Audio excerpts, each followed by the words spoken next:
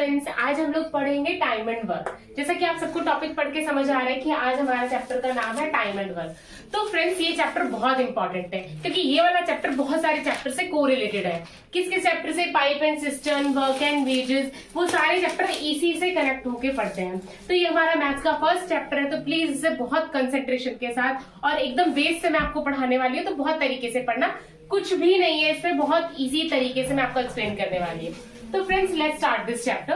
Time and work को जब भी हम लोग पढ़ते हैं तो सबसे पहले हमें टाइम तो हम सबको पता है क्या होता है, वर्क भी हम सबको पता है क्या होता है। तब क्वेश्चन मैथ्स में हमें से क्या पूछा जाएगा कि वर्क कैसे निकालते हैं और क्या वर्क कैसे निकालते हैं, ये सब चीजें ही पूछी जाती हैं। कितने टाइम में इतना काम किया तो बताओ पूरा टाइम कितने टाइम में कर, पूरा काम कितने दिन में करेगा, इस टाइप के क्वेश्चन हमसे पूछे जाते हैं। तो फ्रेंड्स, लेट्स स्टार्ट दिस। तो टाइम एंड वर्क में हमारे पास फॉर्मूला क्या है? Basically efficiency into time is equal to work. अब आप सबके माइंड में क्वेश्चन आता होगा कि what is efficiency here, what is this efficiency. So friends, efficiency क्या होती है कि 1 घंटे, मान लो 1 घंटे में मैं 5 कपड़े धोती हूँ 1 घंटे के अंदर, तो टाइम क्या है यहाँ पे? 1 आवर। और कपड़े कितने धोए मैंने? 5 जो 1 घंटे में 5 कपड़े जो मैं धोने की जो मेरी ये ताकत है, उसी को एफिशिएंसी कहते हैं। 10 मिनट में मैं 6 चॉकलेट खाती हूँ, तो 1 मिनट में मैं कितनी चॉकलेट खाती हूँ? 10 मिनट में मैं 6 चॉकलेट खा रही हूँ, तो 1 मिनट में मैं कितनी चॉकलेट खा रही हूँ? 6/10। तो ये जो 6/10 है, ये मेरी एफिशिएंसी है। एफिशिएंसी क्या होता है? जब हमारा टाइम का यूनिट 1 होता है और उस 1 यूनिट में मैं कितना काम कर सकती हूँ, that is my efficiency. So friends, 1 घंटे में मैं 5 कपड़े धो सकती हूँ, तो मैंने काम कितना किया? 5 कपड़े धोने का काम किया। मान लो मेरी एफिशिएंसी है कि मैं 1 घंटे में 2 कपड़े धोती हूँ और मेरे को कपड़े धोए हैं मैंने 10 घंटे, तो बताओ मैंने कितना काम किया है? तो मैंने 20 कपड़े धोने का काम किया है। तो फ्रेंड्स, यही क्वेश्चन है। अब आप सब लोग इस तरीके से ही यही अप्रोच रखनी है हमें आगे क्वेश्चंस को सॉल्व करने के लिए। Efficiency into time is equal to work. अगर आप इस चीज को बहुत बेस से और एडवांस तक समझ गए ना, सारे क्वेश्चंस आपको इसी से कोरिलेटेड लगने वाले हैं और इसी तरीके से होने वाले हैं। बस करने का तरीका बदल जाना है हर क्वेश्चंस के साथ। तो हमारा फोकस होगा एफिशिएंसी पे भी और टाइम पे भी। और ये चीज क्या शो करती है? हमारा जो वर्क, जो भी मैं काम कर रही हूँ, वो डायरेक्टली प्रोपोर्शनल है एफिशिएंसी से। मतलब अगर मेरी एफिशिएंसी ज्यादा होगी तो मैं ज्यादा काम करूंगी, अगर मेरी एफिशिएंसी कम होगी तो मैं कम काम करूंगी। और time, as we all know, constant होता है। तो हमारा जो वर्क है वो एफिशिएंसी के डायरेक्टली प्रोपोर्शनल है। सो फ्रेंड्स, इससे हमें ये चीज तो क्लियर होती है कि एफिशिएंसी इनटू टाइम और वर्क एफिशिएंसी के डायरेक्टली प्रोपोर्शनल होता है। जितनी ज्यादा एफिशिएंसी उतना ज्यादा हम काम करेंगे, ठीक है। अगर मैं ये टाइम को कांस्टेंट कर देती हूं, तो किसी क्वेश्चन में अगर मेरा टाइम कांस्टेंट हो जाता है तो मेरा वर्क जो है वो एफिशिएंसी के बराबर हो जाए, डायरेक्टली प्रोपोर्शनल हो जाएगा। अब इसमें किस किस तरीके से क्वेश्चंस होंगे, आगे किस किस टाइप के क्वेश्चंस आएंगे, वो हम पढ़ेंगे नेक्स्ट स्लाइड में। So friends, now we have this question. Now what is in this question? A and B can complete a work in 10 and 12 days respectively. A and B start working together and after 3 days A left the work. Find in how many days work will be completed. तो question हमें क्या कह रहा है? अब हमने question read कर लिया। एग्जाम में भी हमें एग्जैक्टली यही करना है कि क्वेश्चन पढ़ना है और देखना है कि क्वेश्चन हमसे पूछ क्या रहा है। अब find in how many days work, कितने दिन में काम कंप्लीट होगा, ये हमसे पूछा जा रहा है क्वेश्चन में। तो अब क्या बोल रहे हैं कि A complete a work in 10 days. A को 10 डेज लगते हैं कोई भी काम करने में और बी को 12 डेज लग रहे हैं कोई भी काम करने में। तो हाँ, so friends, what is in this कि ए ने 10 दिन में काम कर लिया, बी ने वही काम 12 दिन में करा है। तो फ्रेंड्स, मैंने आपको क्या बताया था? एफिशिएंसी, सॉरी ये थोड़ा सा हट गया है, हाँ, efficiency into time is equal to work. अब यहाँ पे हाँ, तो एफिशिएंसी इनटू टाइम हमने क्या पढ़ा था? वर्क पढ़ा था। तो अब इसने बोला है कि 10 दिन और 12 दिन, तो अब हमें वर्क तो बताया भी नहीं है, एफिशिएंसी भी नहीं बताई है, तो इस टाइप के क्वेश्चंस को करने के लिए हमें क्या करना होगा, इन दोनों का एलसीएम लेना होगा। मतलब क्या होता है एलसीएम, कि वो नंबर लेना होगा जो 10 से भी डिवाइड हो जाए और 12 से भी डिवाइड हो जाए, ताकि हमारे पास उसको हम ऐसा वर्क ट्रीट करेंगे। तो 10 और 12 का एलसीएम क्या होता है, 60। तो ये जो 60 है ये हम एज अ वर्क लेके चल रहे हैं, हम मान के चल रहे हैं, लेट कर रहे हैं कि हमारा वर्क कितना है, 60। ठीक है, तो अब मैं जब 60 को 10 से डिवाइड करूंगी तो 6 आएगा, 12 से डिवाइड करूंगी तो 5 आएगा। तो ये 6 और 5 क्या है बेसिकली हमारे, ये 6, 5 है हमारे, कि जिसे हम क्या कहते हैं, एफिशिएंसी, कि मैं काम को कितनी जल्दी, किस वे में, किस स्पीड से कर रही हूं, कितने, वो एफिशिएंसी है ये। तो ये हमारा क्या है, वर्क है, ये हमारी एफिशिएंसी है, ये हमारा टाइम गिवन है वो। अब ये तो हमें जो भी चीजें चाहिए इस फॉर्मूले के अकॉर्डिंग वो सारी चीजें हमें यहाँ पे मिल चुकी हैं। अब हमारा काम क्या है, अब हमारा काम है क्योंकि क्वेश्चन में पूछा क्या है वो निकालना। अब क्या देख रखा है, A and B start working together. अब ए और बी ने साथ काम करना शुरू किया और 3 दिन बाद ए ने काम छोड़ दिया। इसका मतलब क्या हुआ, 3 दिन तक तो दोनों ने साथ काम किया है।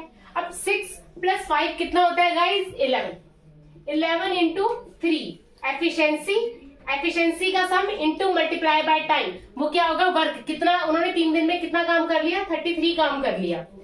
और जब मैं इस 33 को 60 में से माइनस करूंगी तो 27, यानी कि 27 काम जब था तब तक हमारा 27 काम जो बचा था उसको हमारे बी ने मिलकर कराया, बी ने किया, ए ने छोड़ दिया था काम 3 दिन के बाद। इस 27 वर्क को करने वाला सिर्फ और सिर्फ बी है। तो बी ने कितना टाइम लिया इस 27 वर्क को करने के लिए, बी ने टाइम लिया 27/5।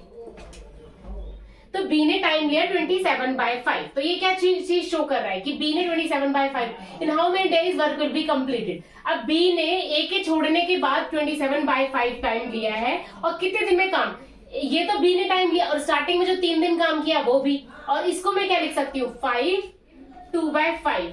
तो यानी कि और +3, यानी कि आंसर क्या होगा, हमारा आंसर होगा 8 2/5 डेज में ये पूरा वर्क कंप्लीट हो गया है इस अकॉर्डिंग। तो ये तरीका था हमारे इस क्वेश्चन को सॉल्व करने का। एक बार फिर से मैं आपको इस चीज को एक्सप्लेन करती हूँ कि कोई काम है जिसको ए 10 दिन में कर रहा है, बी 12 दिन में कर रहा है, और तो हमें बताना है ए ने उस काम को ए और बी ने मिलकर उस काम को 3 दिन तक करा, फिर ए उस काम को छोड़कर चला गया, बचे हुए काम को बी ने करा है और क्वेश्चन पूछ रहा है कि कितने दिन में हमारा काम कंप्लीट हुआ है। तो इसको सॉल्व करने के लिए हमने क्या किया है कि एफिशिएंसी, ए ने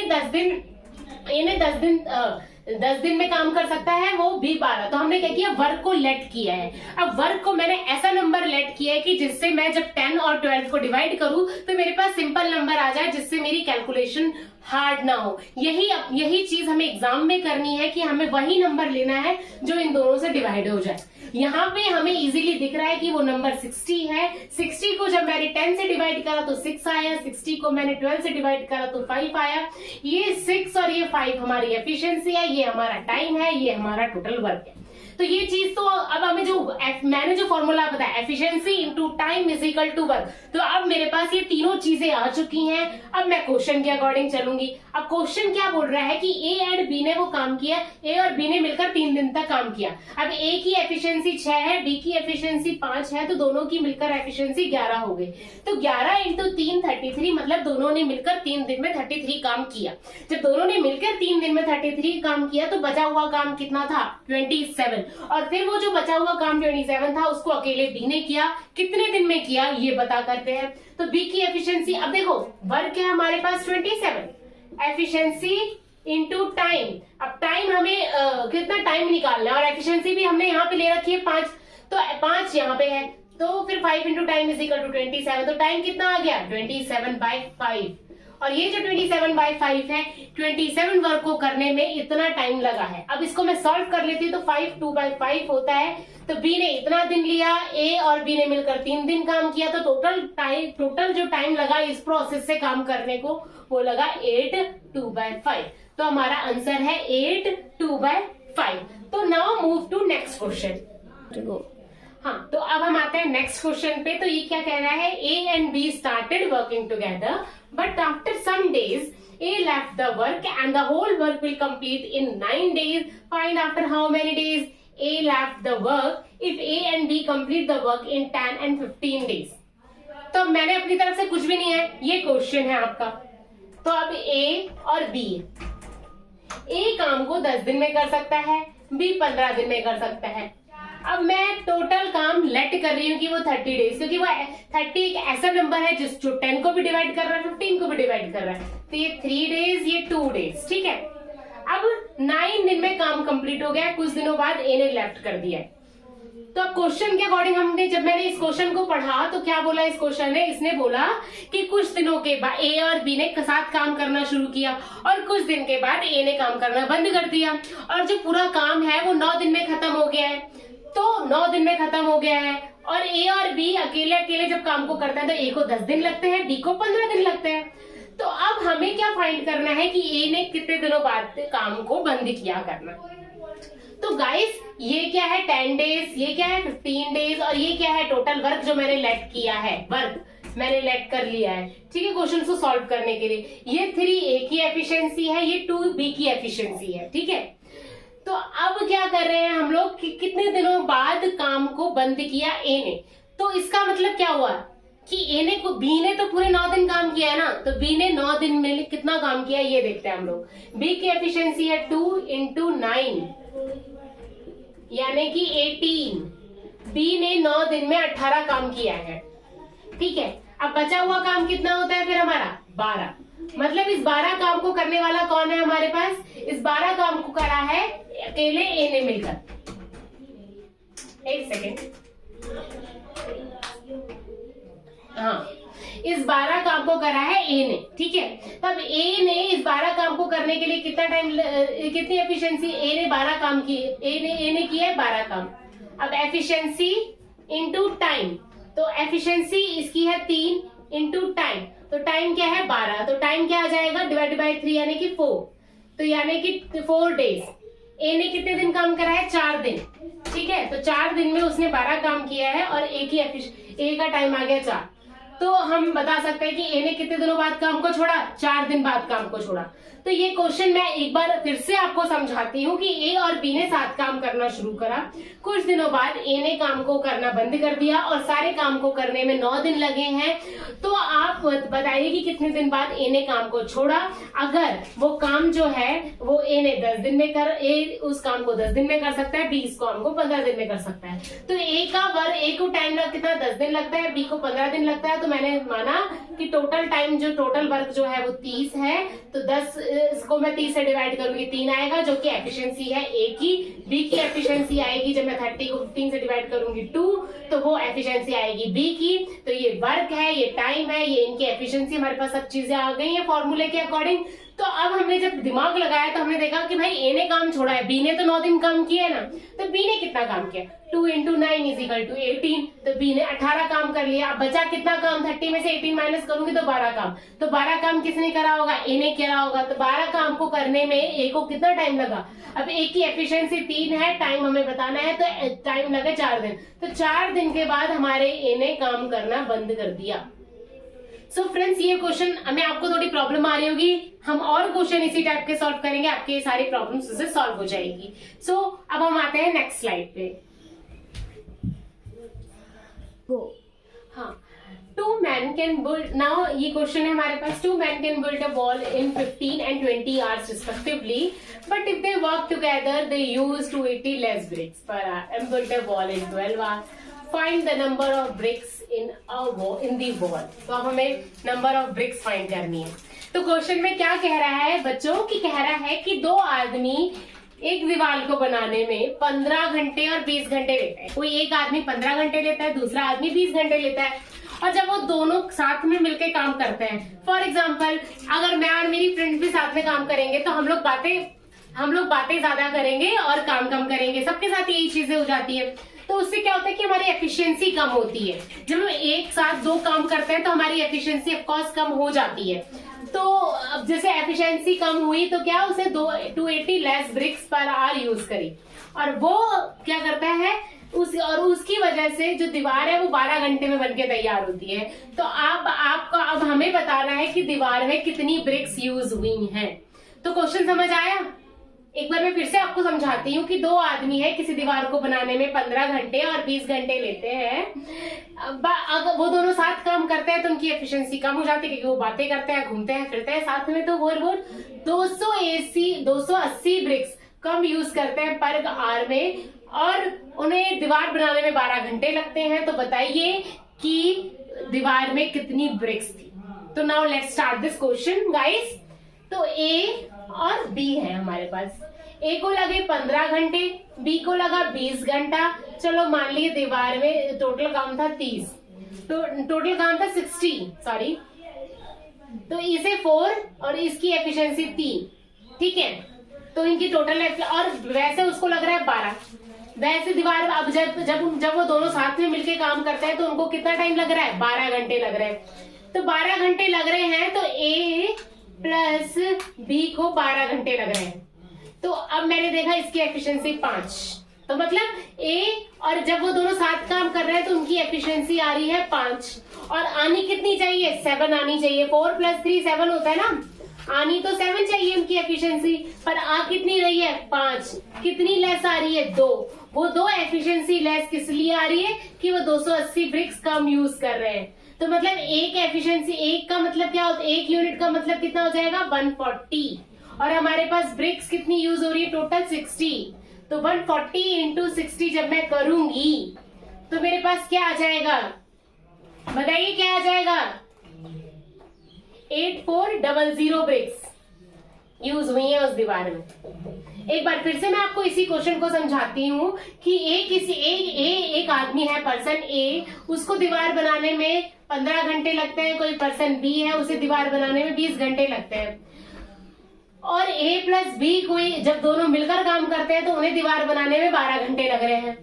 तो तीनों से मल्टीप्लाई हो जाए, ऐसा नंबर क्या है? 60 है। तो जब 60 को मैंने 15 से डिवाइड करा तो 4, मतलब ए की एफिशिएंसी 4 है, अकेले काम करेगा। तो बी की एफिशिएंसी जब मैंने 20 को 60 से डिवाइड करा 3 है, अकेले काम करेगा। तो 12 की एफिशिएंसी कितनी आ जाएगी? 5 आ जाएगी। सॉरी, 60 ए प्लस बी की एफिशिएंसी 5 आ रही है जब दोनों साथ काम कर रहे हैं। जब दोनों अलग अलग काम कर रहे हैं तो उनकी एफिशिएंसी 7 आ रही है। साथ काम कर रहे हैं तो 5 आ रही है, मतलब एफिशिएंसी 2 कम हो गई है। और वो जो एफिशिएंसी 2 कम हुई है और जब वो एफिशिएंसी 2 कम हुई है उसकी वजह से वो 280 लेस ब्रिक्स यूज कर रहे हैं। तो जब वो 2 एफिशिएंसी की वजह से 280 लेस ब्रिक यूज कर रहे थे, एक का यूनिट कितना हो जाएगा? 140। तो अब मेरे पास टोटल काम कितना है? 60। तो 1 की यूनिट अगर 140 है तो मैं 140 को 60 से मल्टीप्लाई कर दूंगी, मतलब मेरी टोटल दीवार की ब्रिक्स आ जाएंगी। तो जब मैंने 140 को 60 से मल्टीप्लाई किया तो मेरे पास आ गया 8400। तो इतनी ब्रिक्स हमारी दीवार में यूज हुई है। So guys, this is all in this chapter. तो इस चैप्टर में आज हमने सिर्फ 3 क्वेश्चन करे हैं, मैंने आपको एक्सप्लेन करा है, समझाया है। नेक्स्ट वीडियो में हम और भी बहुत सारे क्वेश्चंस लेकर आएंगे और बहुत सारे क्वेश्चंस करेंगे। पर आज मैंने 3 क्वेश्चन इसलिए कराए हैं आपसे पूछने के लिए कि क्या आपको ये मेथड समझ आ रहा है। अगर नहीं आ रहा है तो हम और कोई तरीके से मैं आपको एक्सप्लेन करना चाहूंगी, 3-3 4-4 बार और समझाऊंगी। आपको क्या इंप्रूवमेंट लगता है कि क्या इंप्रूव और मुझे करना चाहिए, प्लीज आप लोग मुझे कमेंट सेक्शन में बताइएगा। So friends, thank you. आज के लिए इतना ही है। नेक्स्ट क्लास हम कल करेंगे जिसमें हम और क्वेश्चंस करेंगे और कुछ ट्राई करेंगे। हर वे में मैं आपके लिए बेटर से बेटर करना चाहूंगी कि कैसे भी करके आप सबका सिलेक्शन जरूर होना चाहिए।